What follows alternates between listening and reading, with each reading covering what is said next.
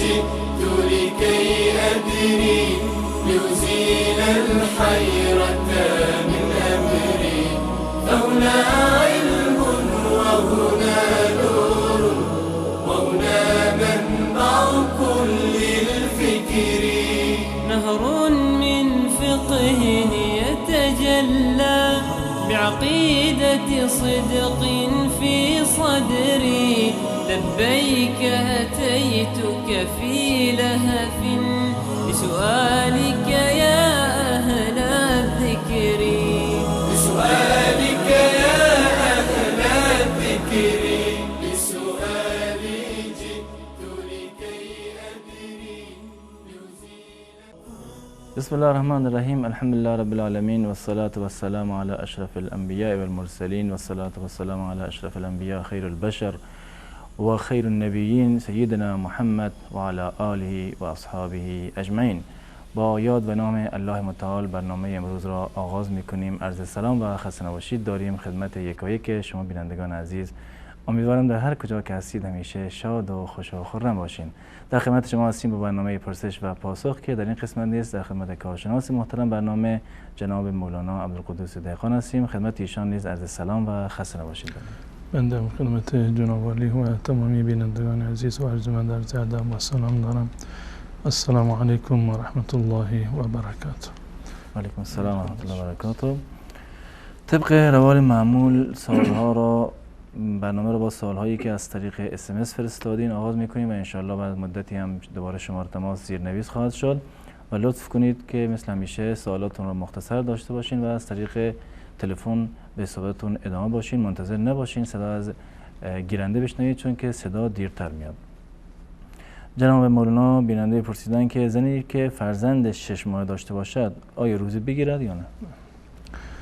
الحمد لله رب العالمین و صلی الله علی نبینا محمد و علی آله و صحبه اجمعین.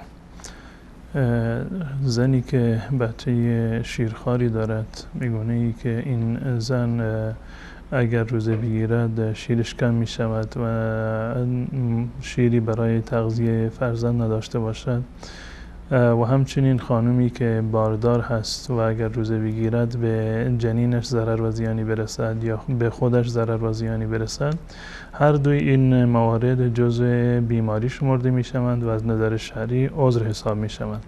یعنی این که زنی که باردار هست یا زنی که بچه شیرخوار دارد و بچهش نمیتواند از غذای دیگر استفاده بکنند از نظر شرعی معذور هستند و میتوانند که فعلا روزه نگیرند، اما به محض این که این عذرشون مرتفع شد و بعد از ماه مبارک رمضان چند ماهی بعد باید حتما به جایش روزه بگیرند. فدیه دادن براشون جایز نیست، یعنی عذر موقتی هست، صبر بکنند ولو اینکه بعد از 1 سال باشه بعد از 2 سال باشه، اما حتما باید به تعداد روزه هایی که نتوانستند روزه بگیرند باید روزه بگیرند و فدیه دادن درست نیست مگر در صورتی که یک زنی برای همیشه یک بیماری داشته باشه یا مردی بیماریشون مستمر باشه که مانع روزه گرفتن باشه، در اون صورت میتوانند که فدیه بدهند.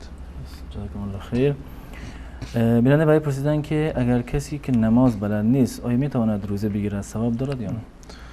از نظر شرعی و بر اساس رتبه فرضیت فرایض اسلام و ارکان اسلامی نماز در درجه اول هست، یعنی اولویت بیشتری را دارد از نماز و هم از نظر وجوبش در دنیا و زمان وجوبش و هم در آخرت از نظر بازخواستی که می شود اولین سوال در مورد نماز هست و هم از نظر عبادتی که عبادت نماز در آسمان فرض شده و اهمیت خاصی رو دارد و حد و مرز میان کفر و ایمان هست، یعنی کسی که صراحتا اومده که کسی نماز نخواند کافر هست و رسول الله صلی الله علیه وسلم مرز بین کفر و ایمان را نماز تعیین کردند و روزه در درجه بعدی هست، یعنی به اندازه‌ای که ما به روزه اهمیت میدهیم باید چندین برابر به نماز اهمیت بدهیم. این که کسی نماز بلد نیست این عذری نیست و جز واجبات و اوجب واجبات هست که انسان باید فرایض شرعی را و معلومات و اطلاعاتی را که در مورد انجام فرایض شرعی هست و به اندازه‌ای که فرایض خودش رو به نحو احسن انجام بده فرض شرعی و عینی هست که هر فردی باید برود احکام نماز روزه خودش را یاد بگیرد. ولو اینکه بالفرض یکی نماز نمیخواند یا اینکه نمیتواند نماز بخواند یا نمازش اشکال دارد، باز هم دلیل بر این نمی شود که روزه نگیرد. روزه یک حکم جداگانه هست، باید روزه بگیرد و در کنار آن و قبل از آن هم باید نماز رو یاد بگیرد و نماز هم باید بخواند. جزاکم الله خیر. اتاق فرمان اگر تماس ها وصله لطفا تماس بینندگان رو وصل کنید. زمین تماس وصله. سلام علیکم، برنامه پرسش و پاسخ بفرمایید. الو سلام، مریم هستم از ایران. یه سوالی داشتم که خیلی مهمه. بفرمایید. یه سلام میگم خدمت استاد قدوس داشتم. خسته نباشید.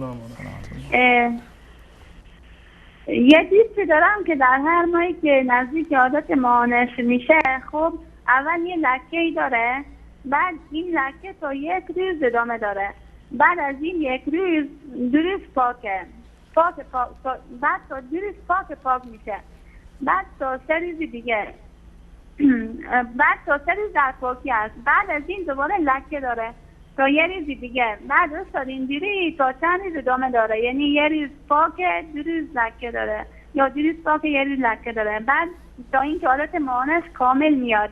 سوالش اینه که در این چند روزی که چند روز لکه داره و چند روز پاکه تکلیف نماز روزش چیه؟ آیا در اون روزی که 2 روز پاکه و 1 روز لکه داره عادت ماهانه محسوب میشه؟ جزاکم الله خیرا، خیلی ممنون میشم که تشکر از شما. خیلی ممنون. خسته نباشید. خداحافظ. سلامت باشین. تشکر از شما. سلام علیکم، برنامه پرسش و پاسخ بفرمایید. بیننده گرامی لطفاً صحبت کنید. سلام علیکم، بفرمایید. سلامت باشین، لطفاً صحبت کنید. از طریق تلفن صحبتتون ادامه بدین. بله، یه دو تا سوال داشتم. بفرمایید. سوال اولتون؟ میگم ما ایرانی مردم همه رواجه، هم خونه ایجار میدیم هم پول رهن میدیم. خونه ایجار میدین و رهن برای میدین؟ خونه هم ایجار میدیم هم رهن میدیم. از این پولی که رهن میدیم زکات میشه یا نه؟ سوال دیگه هم دارین؟ بله، سوال دیگه هم دارم. ما بعد از برادرای پولایی که دارن دیگه چیزی نمیتونن بخرن، کاسبی کنن، کار کنن، میبرن بانک ایران هم از قوانین خودش یه چیزی سود درست میده. این حلال و حرام. درست. سوال دیگه هم دارین؟ بعد سوم پول نقدی که آدم داشته باشه حد نصابش چقدره؟ نقد داشته باشه که زکات درست واجب میشه. یعنی حد نصاب پول نقد چقدره دیگه؟ دست شما در نکنه. جزاک الله. جزاکم الله خیر. خدا. سلام علیکم، برنامه پرسش و پاسخ بفرمایید. سلام علیکم. علیکم السلام و رحمت الله. میباشه سوال داشتم یک روز قبل تلفن کرده بودم لیکن سوال امکانم. اگر شوهر 2 خانم داشته باشد آمدنیش هم خوب است، اما زیادتر آمدین خود به خانم کلانش اولادای کلانش میداد و زن خود توجه دارد، یعنی اخراج رو میداد، اما به خاطر از اینکه او یک چیز جمع کنه برای آینده خود چیزی نمیداد. آیا زن حق دارد که از جایداد از او بدونی که به شوهرش بگوید چیزی یک اندازه کم مبلغ وردارد برای آینده خود؟ این بدون اجازه؟ زن اگر این کار را بکنه بدون اجازه، مگر شوهرش گپ زده که ارد کمایی را که میکنم به خاطر زنها میکنم، این مبلغ من حق داری که تو از این خرج کنی. تو میگه اما تو آزاد اجازه نداده که فرزنی پسنداز کنه برای خود یک اندازه. من امیر میخواستم سوال کنم که آیا این زن اگر بکنند گناهکار نمیشود؟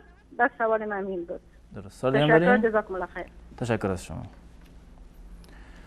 سلام علیکم، برنامه پرسش و پاسخ بفرمایید. السلام علیکم و رحمت الله و برکاته. و علیکم السلام و رحمت الله و برکاته. در خدمت شما هستم. اسم من فقیر الله از کشور آیلند زنگ میزنم. بفرمایید. یک سوال بسیار مهم. اینجا دوست عزیز، وقتی که ما امروی بعضی مشرکا که رو سر میخوریم، بعضی اینها سوال بسیار جالب میکنن که اعوذ بالله میگه خدا که خلق کرده. میخواستم از استاد بپرسم که برای ما یک نظر بده. یگان دلایلی ما میگم برایشان، مگم میخوام که بهتر بفهم که چی هست. درست. چی باید بگیم برای یعنی کسانی که این سوالو میپرسن نصارا هستن، درسته؟ آره دیگه، کسایی که دین ندارن میان پرسان میکنه که خب خدا رو کی پیدا کرده. چون معمولا عیسی رو میپرستن و چندین خدا رو دارن، این سوالا براشون عادی. یعنی تشکر از شما. ان شاء الله پاسخ دریافت می‌کنید. مثلا ما چی جواب بدیم؟ ما چی به جواب بدیم براشون؟ ان شاء الله پاسخ دریافت می‌کنید. تشکر از شما. سلام بر شما باشه. خدا سلامت باشه. سلام علیکم. برنامه پرسش و پاسخ بفرمایید. سلام، وقت بخیر، خسته نباشید. سلامت باشین، در خدمت شما هستیم. استاد، در مورد ورزش می‌خواستم یه چند تا سوال بپرسم. بفرمایید. سوال اولتون؟ این ورزش رفتن برای کلا این ورزش رفتن گناه داره یا نداره؟ مثلا میروان ضربه میزنن به جوانا و نمیزنن، کلا به بدن آسیب میرسه دیگه، تا میخوان یاد بگیرن. درسته یا نه؟ یا اینکه حرامه؟ حالا یه توضیح بدین. یعنی هر نوع ورزش یا چه ورزشی؟ فرق نمیکنه، مثلا این کاراته و نمیدونم بدن سازی و بوکس و این دو چیزا. درست. سوال دیگه دارین؟ دستتون درد نکنه. تشکر از برنامه‌تون. تشکر از شما. سلام براتون. خدا سلامت باشین. سلام علیکم، بفرمایید. سلام علیکم. برنامه پرسش و پاسخ بفرمایید. سلام. علیکم السلام و رحمت الله. از طریق تلفن به صحبتتون ادامه بدین. الو. برادر گرامی، شما حرف صحبت بکنید چون که صدا از تلویزیون دیرتر میاد. به صحبتتون ادامه بدید لطفاً. الو. تماس بعدی بیننده رو بگیریم. سلام علیکم. برنامه پرسش و پاسخ بفرمایید. وسط روز اگه میگن آب بخوری، بعد دوباره روزه باشی، روزه رو قبوله؟ میگن گلوتون یعنی اشتباهی یا به عمدن؟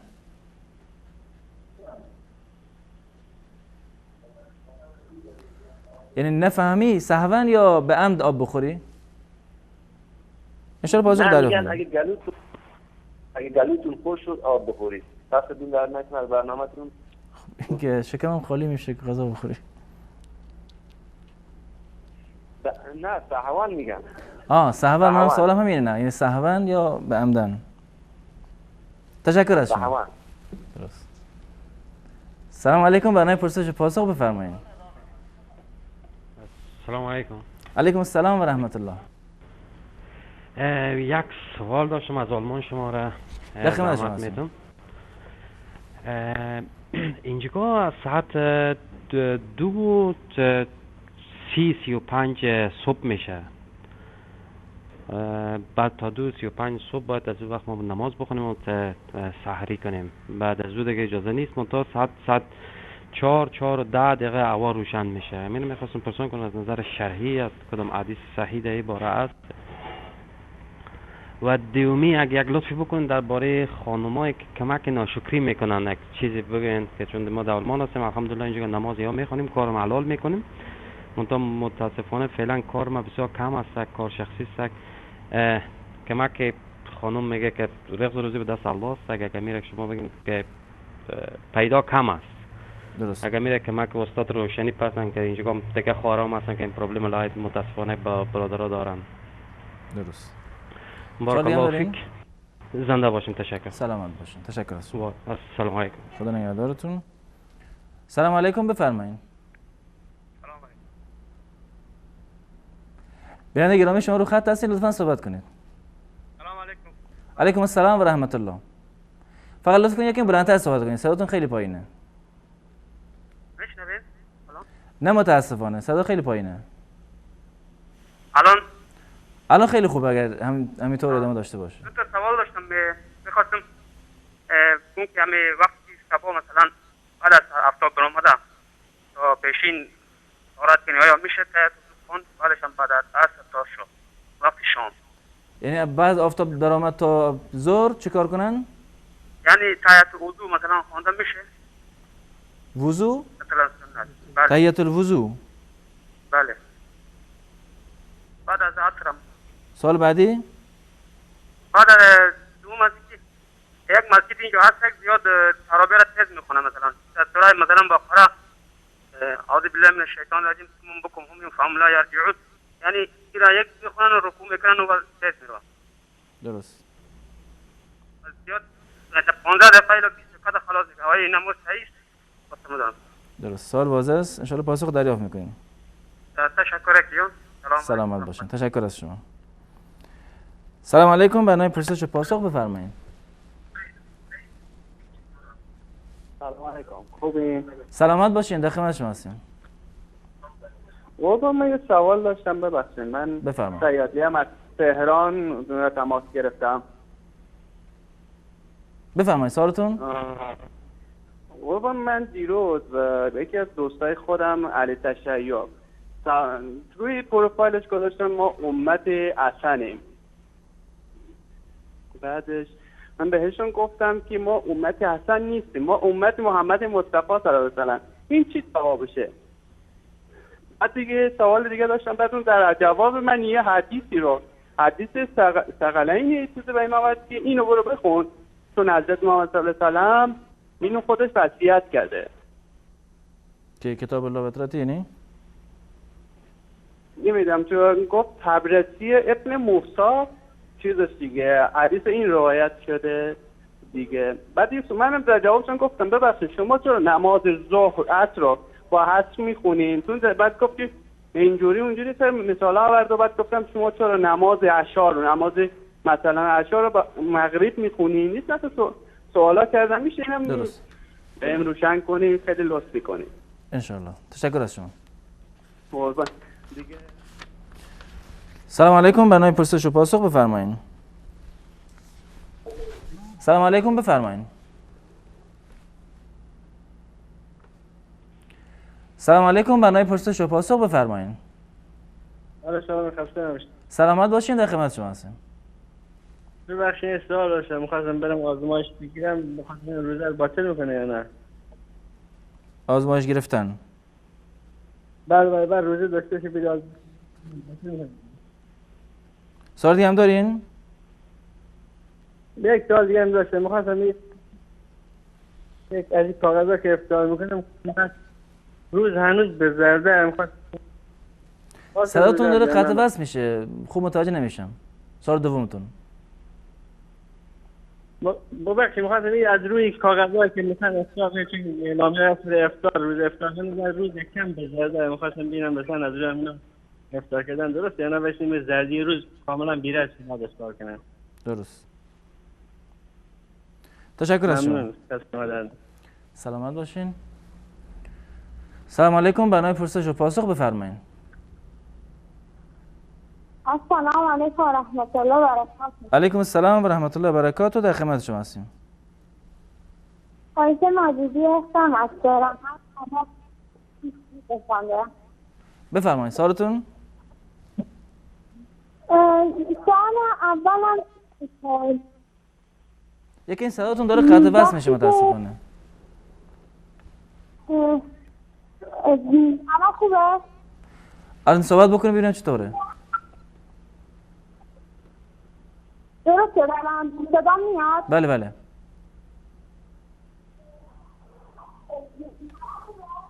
الو.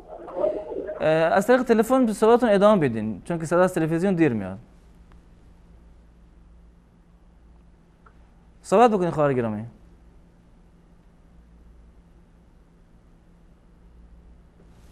تماشا داریم قطع شد. سلام علیکم بفرمایید. سلام علیکم. برنامه پرسش و پاسخ بفرمایید. سلام علیکم. علیکم السلام و رحمت الله. من دو تا سوال دارم. سوالتون؟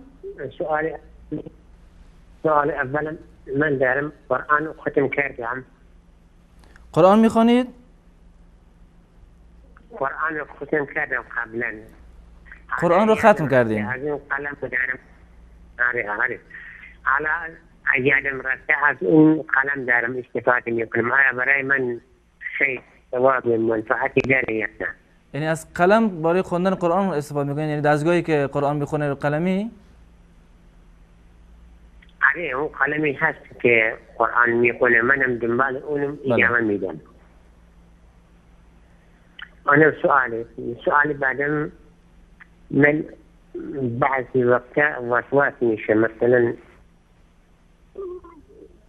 چکار بگم معتقد به بعض چیزهایی نیستم، مثلا مثل خلفاهای، مثلا اون شیخون نمیدونم درویش و اونا هستن، های اونا صحت دارن یا نه؟ یعنی شما به این چیزا اعتقاد دارین، به شیخ و درویش، یا روی این چیزا وسواس دارین؟ جانم؟ یعنی وسواستون در چه چیزیه؟ من مثلا به بعضی از اون یکی میگه شیخه، یکی میگه درویشه، یکی نمیگه چیزی با اون عقیده ندارم، آیا گناهی داره یا نه؟ انشاءالله پاسخ دریافت میکنیم. من سه چیز معتقد هستم، اولا خدا، دوما پیغمبر، سوما قرآن. درست. انشاءالله پاسخ دریافت میکنیم. ممنونم. سلامت باشین. آخرین تماس بیننده رو بس کنید. سلام علیکم، بفرمایید. وصال حق. وصال حق و سوال شرعیتون لطفاً.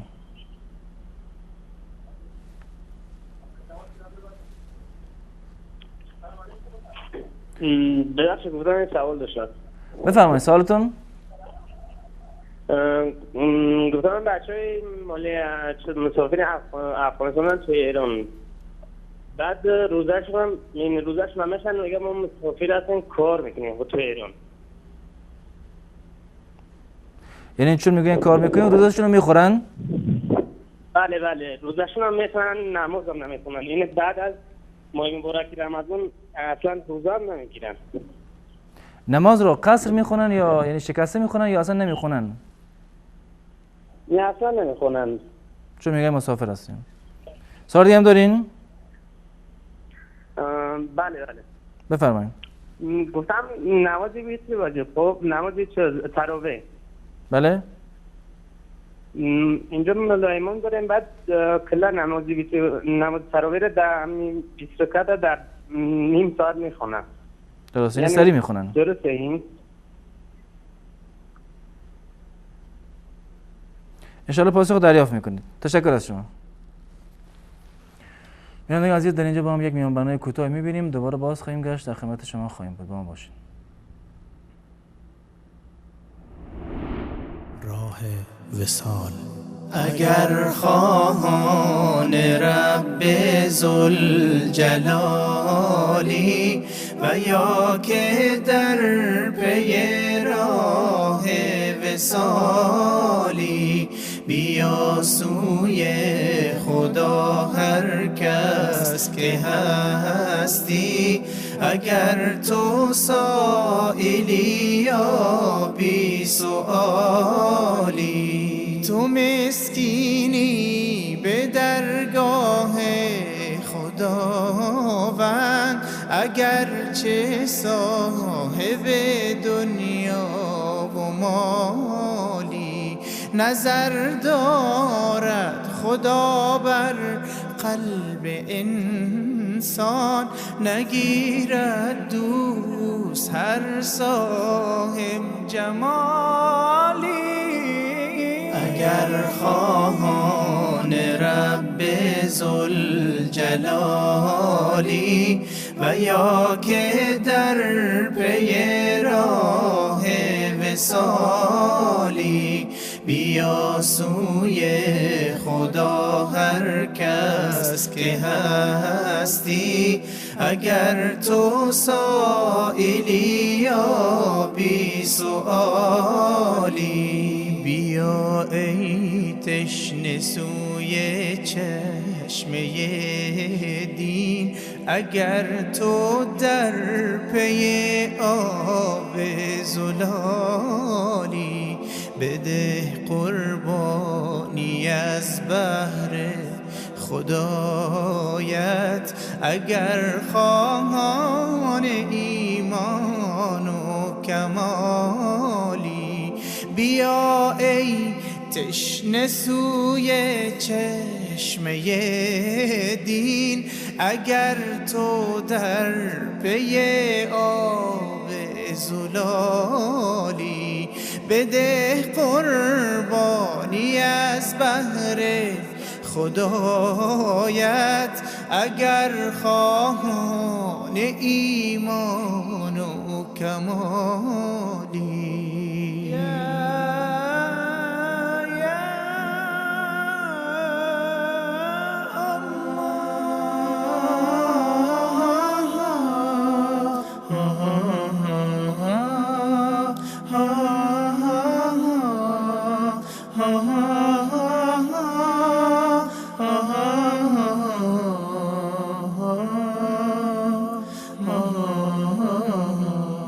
اگر خواهان رب ذوالجلالی، و یا که در پی راه وصالی.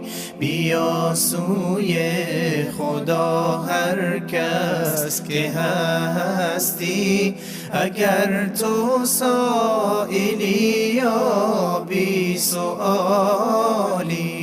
اگر تو سائلی یا بی سؤالی.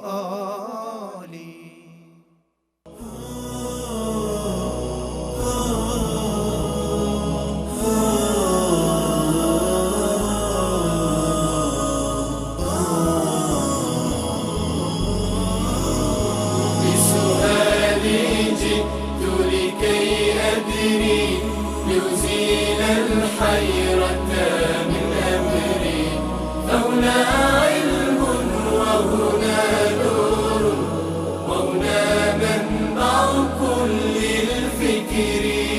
نهر من فقه يتجلى بعقيدة صدق في صدري.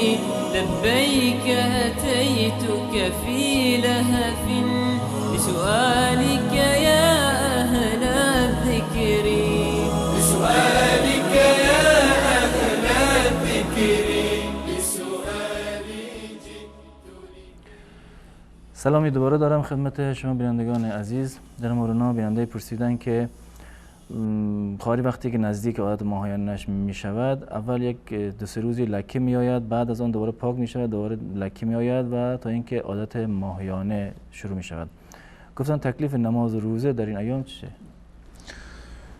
در مورد عادت ماهیانه رسول الله صلی الله علیه وسلم دستوری که به زنها دادن این است که زمانی که عادت ماهیانه شروع شد نماز و روزه نگیرند. یعنی در ایام عادت ماهیانه زن معاف است از نماز به صورت کلی، قضا هم ندارد و در این ایام نباید روزه بگیرد و بعداً قضا بیاورد. و عادت ماهیانه از همون لکه آغاز می شود که در ابتدا زن مشاهده می کند. لازم نیست که در همان ابتدا خونریزی به صورت زیاد باشه، با همان لکه‌ای که در ایام عادت ماهیانه هست. یعنی معمولا خانم‌ها می‌دونند که در این روزهای شروع شدن عادت هست، لکه‌ای که در این روزها ببینند با علائم دیگری که هر فرد جداگانه علائم خاصی برای خودش دارند، دردی یا مسائل دیگری که هست، وقتی که می‌دونند که این لکه علامت شروع عادت ماهیانه هست، از نظر شرعی عادت ماهیانه در واقع شروع شده و نماز و روزه را باید ترک بکنند. و برای این که عادت ماهیانه عادت حساب بشود، جز ایام حیض باشد، لازم نیست که در طول مدت عادت ماهیانه حتما خونریزی وجود داشته باشه. نه، این لازم نیست. اگر یک روزی پاک بود، یک روز دیگر خونریزی داشت، قول راجح در این زمینه به نظر بنده این است که تمامی این ایام جز عادت ماهیانه شمرده می شوند. مذهب امام ابو حنیفه رحمت الله علیه و امام شافعی رحمت الله علیه در این مورد این است که طهر متخلل، یعنی طهری که در وسط 2 تا خونریزی هست و در وسط 2 تا لکه هست، این جز همون ایام در واقع عادت ماهیانه شروع می شود و حکم پاکی رو ندارد و شیخ الاسلام ابن تیمیه رحمت الله علیه هم این مورد رو ترجیح دادند. پس بنابراین این یک روزی که در وسط ایام عادت ماهیانه، فرض کنیم یک خانمی عادت ماهیانش یک هفته هست، در این هفته یک روزی لکه می‌بیند، روز بعدش پاکه، روز سوم لکه می‌بیند، روز چهارم فرض کنیم پاک هست، این پاکی که در وسط این لکه های در وسط خونریزی هست از نظر شرعی این جزء همان عادت ماهیانه شروع می شود و همان گونه که در ایام خونریزی نماز و روزه درست نیست و جایز نیست برای زن، در ایامی که لکه دارد یا لکه ندارد و پاک هست و روز قبلش یا روز بعدش لکه یا خونریزی داشته،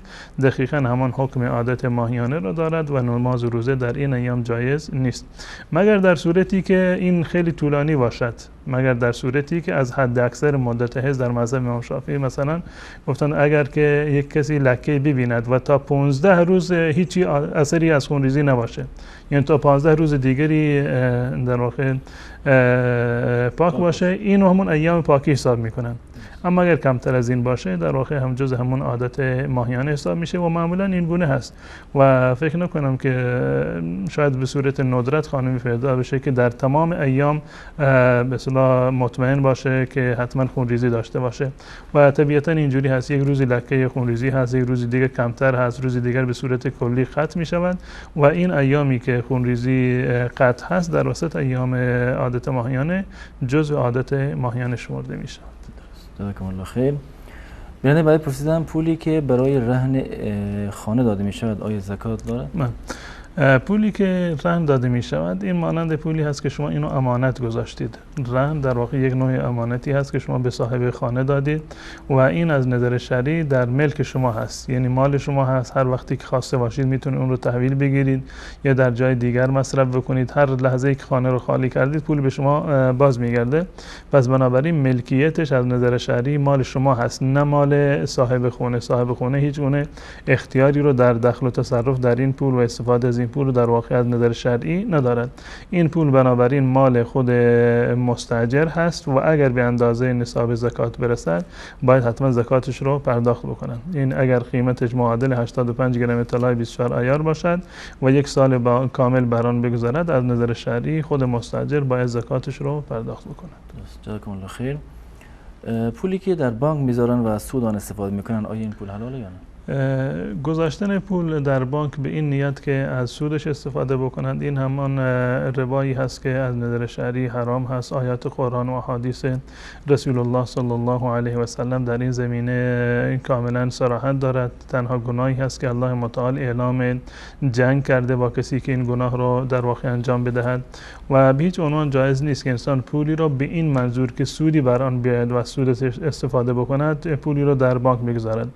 الان بالفرض یک کسی پولی رو به خاطر این که امنیت نیست در جای دیگر امنیت نیست، کسی دیگر نیست که پول رو به اون امانت بده و انسان‌های امین پیدا نمیشون، مجبور شد اینو در بانک بگذارد و از طرف بانک یک جایزه‌ای بهشون براش اومد، یک سودی براش اومد، خودش برای سود اینو نگذاشته بود. وقتی این سود اومد بهتر است که این پول رو نگذارد که بانک از اون استفاده بکند. بانک به اندازه کافی از اون استفاده کرده، این پول رو از بانک بگیرد و در یک جای دیگر مصرف بکند، نه به نیت صدقه و نه به نیت کار خیر، بلکه به نیت این که من دوست ندارم که حرام بخورم، ربا بخورم، به خاطر دفع ربا اینو به یک فرد دیگری بدهد که استفاده بکند. از نظر شرعی اشکالی ندارد، یعنی پول را خودش استفاده نکند، به یک فرد دیگر بدهد، نه به نیت صدقه بلکه به نیت خلاص شدن و رهایی از پول ربا. درست. جزاکم الله خیر. حد نصاب پول یعنی برای زکات چقدر است؟ اصل معیارش خود پول چون که وابسته به نقدین هست، یعنی به طلا و نقره هست، همون طلا در اینجا معتبر هست، یعنی معادل با قیمت 85 گرم طلای 24 عیار باشه.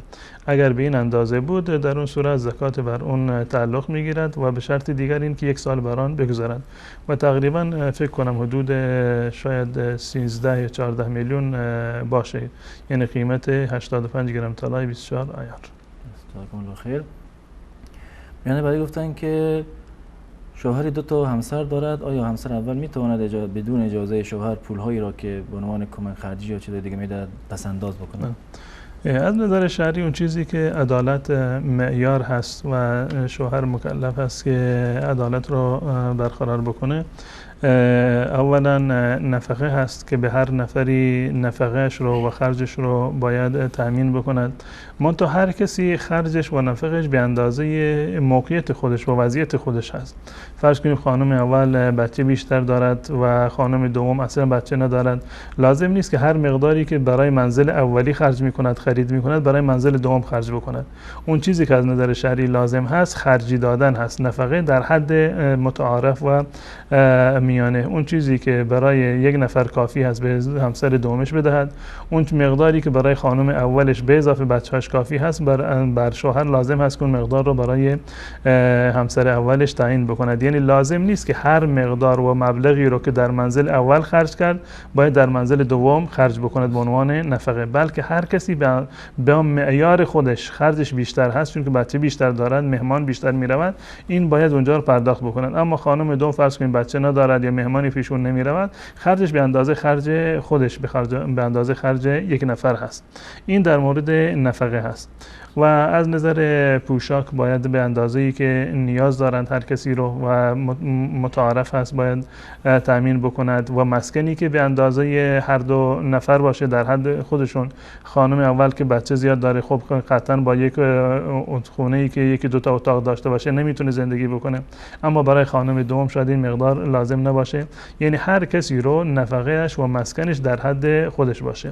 و مورد دیگری که عدالت لازم هست مبیت هست، یعنی شب گذراندن. همون اندازه که در منزل خانم اول شب گذران در منزل خانم دوم باید شب بگذارن. مراد از شب گذراندن همبستری نیست، همبستری یک بحث کاملا جداگانه‌ای هست، یک بحث کاملا جداگانه‌ای هست و بر شوهر در این زمینه اجباری نیست، بلکه خود مبیت هست که شوهر باید در آن منزل به اصطلاح حاضر باشد. یک شب به اندازه‌ای که در نزد خانم اول هست یک شب یا دو شب به همون اندازه باید در منزل خانم دوم باشد. و اما این که چیزی رو پسنداز بکند، شوهر مثلا میخواد برای خودش پسنداز بکند، فرض کنیم که صندوقش پیش خانم اولش هست، برای پول رو برای خودش گذاشته، لازم نیست که حتما یک صندوق دیگر در خانه زن دومش داشته باشه اونجا هم پسنداز بکنه. اما سوالی که این خواهرمون داشتن از خرجی که شوهر به خانم دومش میدهد، پولی رو به عنوان مخارج اگر به عنوان خرج داد و زن کمتر از اون مقداری که معمولا خرج میکرده یک مقداری رو خودش از چیزی رو که مال خودش هست، سهمیه خودش هست پس انداز کردین، از نظر شرعی اشکال نداره. اما اگر بخواد مالی رو یعنی از شوهر بگیرد یا بدون اجازه از شوهر بردارد، این از نظر شرعی جایز نیست. حتما اگر مالی رو میخواد از مال شوهر بردارد باید در این زمینه اجازه بگیرد. جزاکم الله خیر. برادر از ایرلند پرسیدن که سوالی که از ما میشود این است که خدا را چه کسی خلق کرده؟ در دایره خلقت انسانی و تفکر و عقل انسانی یک دایره مشخص است و یک حد و حدود مشخص است که همه چیز رو انسان از طریق عقل در واقع دریافت نمی کند. غیر از وجود الله متعال مسائل بسیار دیگری هستند که عقل انسان در این زمینه ها واقعا ناکام هست و نمی تواند چیزی رو درک بکند، بلکه عقل رو یک مکملی باید به همراهش باشد که نقل هست. هم عقل و نقل که با هم باشند باز هم در واقع راهگشا خواهد بود و همه مسائل تنها با عقل نمی شود حل نمی شود. و در مورد ذات الله متعال آن چیزی رو که الله متعال در قرآن برای ما بیان فرمودند در مورد ذات الله متعال، در مورد صفات الله متعال، ما به اون ایمان داریم با توجه به معجز بودن قرآن کریم که معجزه‌ای هست از جانب الله متعال بر رسول الله صلی الله علیه و سلم بوده. و در مورد این که الله متعال رو چه کسی آفریده، الله متعال مخلوق نیست که آفریننده داشته باشه. این که آفریننده دارد یعنی کسانی که مخلوق هستند، آفریده شده هستند، اینها در واقع نیاز به آفریدگار دارند، اما الله متعال نیازی به آفریدگار نداره و لم یلد و لم یولد هست الله متعال و کسی الله متعال را نیافریده. پس بنابراین این سوال در همون اصلش در واقع اشتباه هست. الله متعال مخلوقی نیست که ما دنبال خالق الله متعال بگردیم. جزاکم الله خیر. ورزش هایی که به نوعی انسان به خود ضرر میرسانند مثل کشتی، کاراته، کانفو، آیا گناه دارد؟ بعضی از ورزش‌های رزمی که نیاز از در واقع یعنی به عنوان آمادگی دفاعی و آمادگی بدنی هست، از نظر شرعی اشکالی نداره، کاملا جایز هست. ولی اینکه فرض کنیم در حالت تمرین شاید ضربه به بدن انسان وارد بشود و قطعا در زمان صدر اسلام هم این نیزه بازی و شمشیر زنی در واقع بوده و مردم آموزش نظامی می‌دیدند و این از نظر شرعی اشکالی ندارد. و مؤمن قوی و رسول الله صلی الله علیه و سلم فرمودند المؤمن القوی خیر و احب الی الله من المؤمن الضعیف.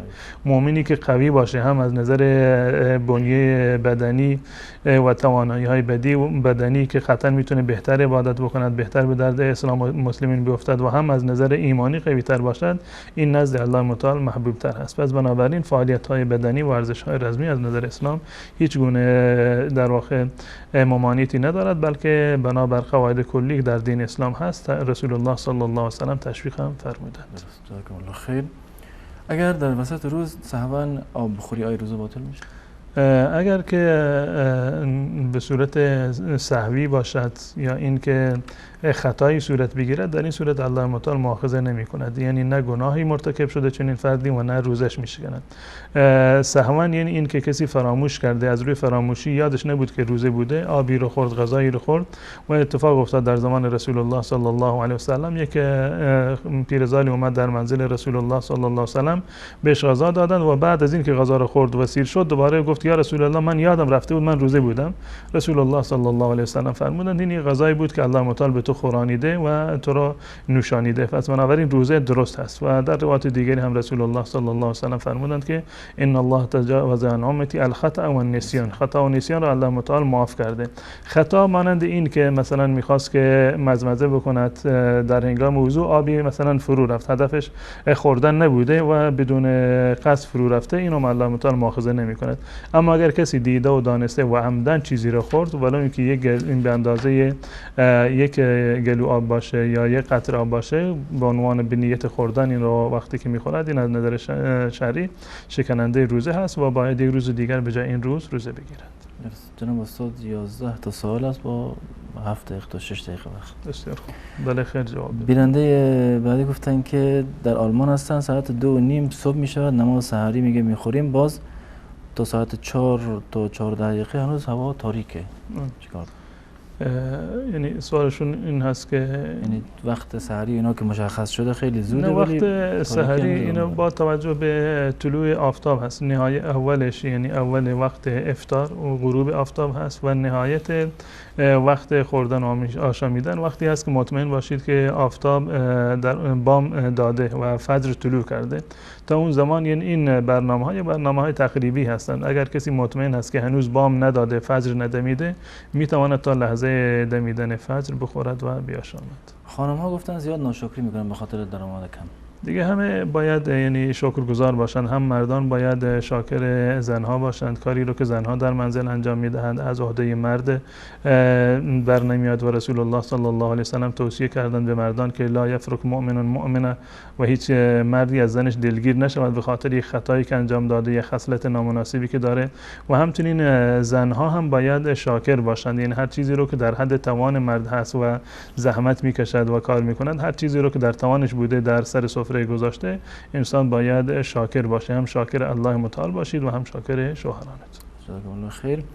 بعض برآمدن آفتاب آیا اجازه است تهیه وضو خواند و همچنین بعض نماز عصر؟ بله، نمازهایی که سبب دارند، یعنی نمازی که سبب داره به این معنی که به خاطر وضو گرفتن نماز میخواند، چون که وضو گرفته نماز میخواند، پس بنابراین سبب تحیه الوضو این است که وضو گرفته، سبب تحیه المسجد این است که وارد مسجد شده.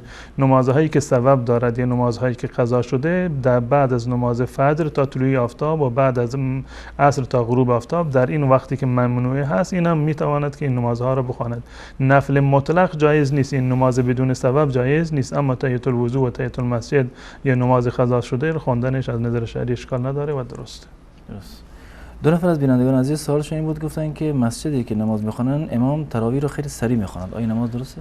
اینو باید مراعات بکنند و رسول الله صلی الله علیه وسلم کسی رو که اومد در محضر رسول الله صلی الله علیه وسلم سرزده نماز میخوند، خیلی سبک و بیگونه ای که رکوع و سجودش کامل نبود، رسول الله صلی الله علیه وسلم فرمودند ارجع فصلی فانک لم تصلی، برگرد برو نماز بخوان که تو نماز نخوندی. من میترسم کسانی که این گونه نماز میخونند 20 رکعت رو در 20 دقیقه یا نیم ساعت میخونند، رکوع و سجدهشون و اعتدال و طمأنینتشون در نماز کامل نیست، میترسم که نماز اینها قبول نباشه. جز کسانی باشند که رسول الله صلی الله علیه وسلم به این افراد میگه که برگرد برو دوباره نماز بخوان که تو نماز نخوندی. از این 20 رکعتی که شتابان میخونی بدون رکوع و سجده، همون 8 رکعت اصلا 4 رکعت اصلا 2 رکعت با طمأنینت خاطر و با حضور قلب بخوانید، مطمئنا بهتر از 20 رکعتی هست که در آن ارکان نماز را مراعات نکرده باشید. جزاکم الله خیر. بیانده گفتن که یک شیعی نوشته بود در صفحش که ما امت حسن هستیم، من نوشتم ما امت محمد صلی الله علیه و سلم هستیم. اونم به حدیث ثقلین استدلال کرد. گفت ما امت مسلمان امت وسط هست و میانه هست و پیرو رسول الله صلی الله علیه و سلم هستیم و معیار ما قرآن و احادیث رسول الله صلی الله علیه و سلم است. در روایات متعددی رسول الله صلی الله علیه و سلم به ما دستور دادند که به قرآن و احادیث رسول الله صلی الله علیه و سلم ما مراجعه بکنیم و در حدیث ثقلین هم که ثقل هست ما منکر این نیستیم که اهل بیت رسول الله صلی الله علیه و سلم ثقل هستند، اما در روایتی که در این مورد آمده رسول الله صلی الله علیه و سلم توصیه به خوش رفتاری با اهل بیت کردن، نه اتباع از اهل بیت رسول الله صلی الله علیه و سلم، گرچه اهل بیت رسول الله صلی الله علیه و سلم در ضمن صحابه هستند و همان گونه که ما احادیث رو از غیر اهل بیت قبول میکنیم، از اهل بیت رسول الله صلی الله علیه و سلم قبول میکنیم و حرف اهل بیت از این جهت برای ما ارزش دارد که حرف اونها حرف رسول الله باشد.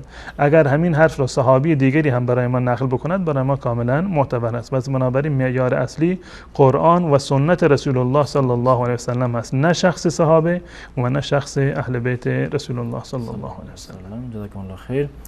آزمایش گرفتن در روزه یا با زمان روزه آیا روزه رو باطل میکنه؟ نه، اشکالی نداره و جایز است. درست. تقویم هایی گفتن که برای افطار مشخص شده است، هنوز هوا روشن است، ما چیکار کنیم؟ تقویم هایی که از مراکز علمی تهیه شده معمولا به قدر کافی وقتی رو به عنوان وقت احتیاطی در نظر گرفتن، 2 دقیقه 5 دقیقه مد نظر گرفتن. بیشتر از این لازم نیست که شما بیش از حد احتیاط بکنید. بر همون تقویمی که از یک مرکز اسلامی یا از یک مدرسه دینی به شما رسیده بر همون عمل بکنید و بر عهده شما گناه و مسئولیت دیگری نیست. درست. جزاکم الله خیر. گفتن که بیننده بعدی که قبلا روی قرآن رو ختم می‌کردن، الان با قرآن کلمی قرآن رو ختم می‌کنن. اشکالی نداره که هم یعنی برای تصحیح تلاوت باشه که هم صدای قرآن رو بشنود و هم خودش تلفظ بکند، ان شاءالله که هم ثواب خواندن رو دارد و هم ثواب شنیدن رو. بیننده گفتن که البته گفتن که وسواس دارن ولی فکر کنم کارشون درسته که گفتن معتقد به دنبال شیخ و درویش رفتن نیست. آیا این درسته؟ در این واقعیت و حقیقت است. ما در اسلام چیزی رو به عنوان شیخ و درویش و دعانویس و فالگیر و نمیدونم جادوگر این چیزها نداریم و هیچ کسی نباید معتقد به این باشد. رسول الله صلی الله علیه و سلم بر فرمودن هر کسی که نزد فالگیر یا کاهنی برود و حرف اون رو قبول بکند تا 40 شبان روز نماز اون در واقع قبول نمیشه و در روایت اومده اگر قبول بکند یعنی باور بکند آن چیزی رو فقط برای مما انزل علی محمد، از اون چیزی که بر محمد یعنی دینی که بر محمد نازل شده در واقع خارج می شود و بیزارد.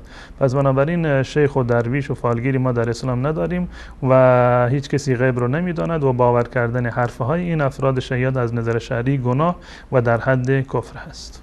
آخرین سوال بیننده گفتن که از افغانستان هستن، در ایران مقیم هستن، گفتن خیلی به خاطر اینکه میگن مسافر هستیم نماز و روزه نمیخوان. نه، کسانی که برای کار رفتن در یک کشور دیگر در یک شهر دیگر مقیم هستند بیشتر از 2 هفته بنابر مذهب امام ابو حنیفه نشستند، این از نظر شرعی مقیم هستند، مسافر حساب نمیشوند، باید روزه بگیرند و نمازشون باید کامل و سر وقت باید بخونند. جزاکم الله خیر. تشکر از شما. از بینندگان عزیز تشکر میکنیم که تا این لحظه ما بودن و تا یک دیدار دیگر همه شما را به الله متعال میسپاریم. السلام علیکم و رحمت الله و برکاته.